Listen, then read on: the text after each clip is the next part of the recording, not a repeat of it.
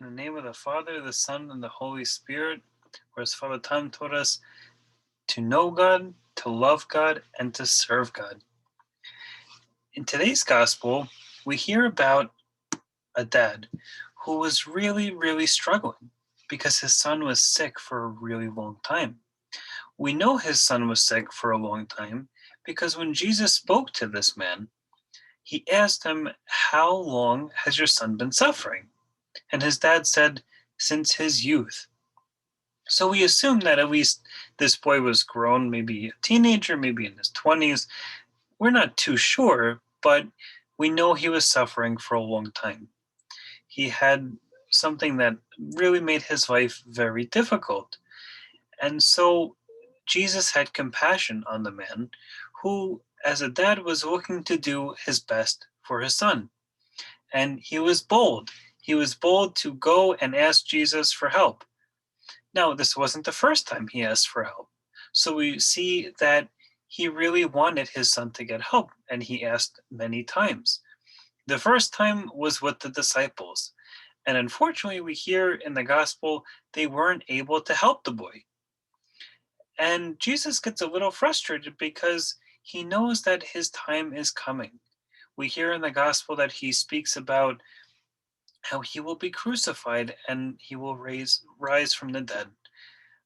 And with this, we can understand that he wanted to see that his apostles got it before he was going to endure his passion and his resurrection. So, in his compassion, he spoke to the man and he said that he would help him. And the dad, even though he believed, really struggled. And as we see over here, he said, "I believe, Lord, help my unbelief." Sometimes we ask God for help, or maybe even we ask one another for help, and maybe we don't fully think that we'll get the help that we're asking for.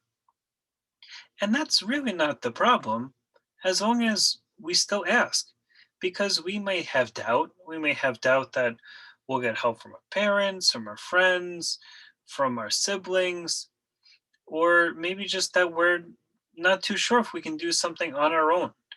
And maybe we've been asking for a while. I'm sure this dad asked for a long time too. I doubt the apostles were the first time he asked for help. Maybe he prayed for a while. Maybe he sought doctors to help. But it was a struggle. And we could understand that over time, if you keep asking for help for the same thing, it might feel like it's never going to happen. Maybe we want to give up. But we have this beautiful prayer from the man: "I believe, help my unbelief." Because even if we're struggling to believe at times, I think at the end of the day, we all still believe and we trust that God cares about us, but we might not feel it every moment. And we see in this icon Jesus blessing the boy, and the father's surprise. His hands are open as if he can't believe it, even though he wants to believe it. And we see the apostles behind Jesus on either side, and we see that they were surprised too because they couldn't do it. And Jesus tells them that this type of thing that the boy was struggling with can happen with prayer and fasting. And so we think, well, what does this mean? If we don't fast, do our prayers not get answered? And the answer is Jesus gave this reminder to the disciples because sometimes we may think that we can do everything on our own.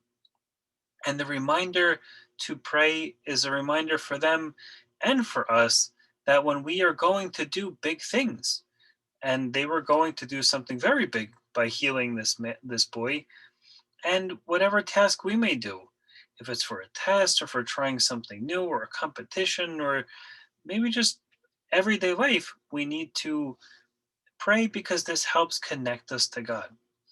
And then we hear about the fasting. And in those days, fasting, like today, was an example of devotion to God and often would be a way of people helping to connect to the prayer that they were, or the intention that they were asking for.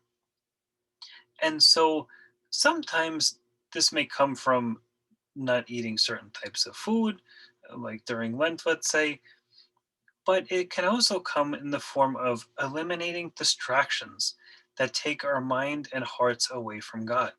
And this can be fasting too.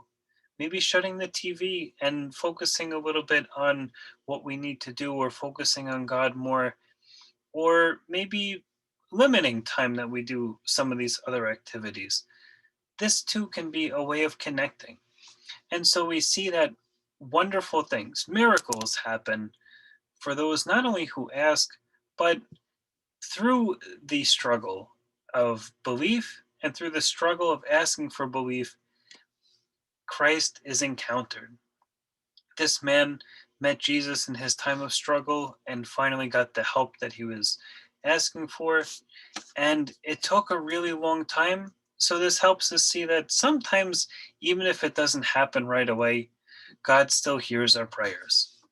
Now, of course, we hope that it's a lot sooner than the way that this man and the boy experienced this miracle, but it shows us not to give up, to have the belief, and to ask God to help our struggle in believing sometimes as much as we want to.